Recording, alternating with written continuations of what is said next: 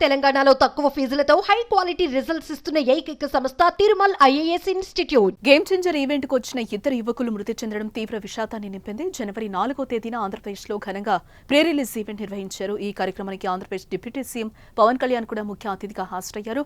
దాదాపు 1,00,000 మందికి పైగా అభిమానులు ఈ కార్యక్రమానికి హాజరయ్యారు. ఆంధ్రప్రదేశ్ నలుమూలల నుండి కూడా అభిమానులు ఆ ప్రాంతానికి తరలివచ్చారు. అయితే ఈ కార్యక్రమం ముగిసిన తర్వాత అభిమానులు తిరుగు ప్రయాణంలో ప్రమాదం జరిగి ఇద్దరు అభిమానులు దుర్మరణం చెందారు.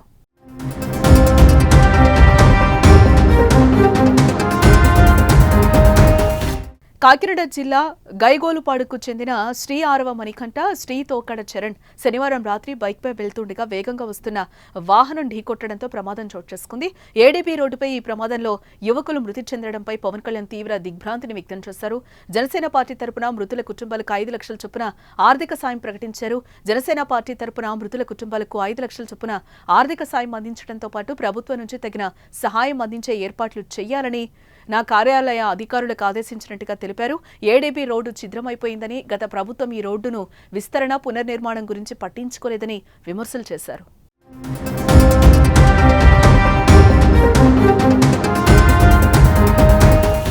ఇళ్లకు సురక్షితంగా వెళ్ళండి అని ఆ వేడుకలో 1కి 2 సార్లు చెప్పానని, అయినా ఈ ప్రమాదం జరగడం బాధాకరమని పవన్ కళ్యాణ్ ఆవేదన వ్యక్తం చేశారు. ఇక నుంచి పిఠాపురం నియోజకవర్గ పర్యటనలకు ఏడీబీ రోడ్డు మీదుగానే రాకపోకలు సాగించాలని నిర్ణయించుకున్నానని వెల్లడించారు. ఈ ఘటనపై సినీ నిర్మాత దిల్ రాజు కూడా స్పందించారు. మృతుల కుటుంబాలకు చెరో 5 లక్షల ఆర్థిక సాయాన్ని అందిస్తున్నట్టు తెలిపారు.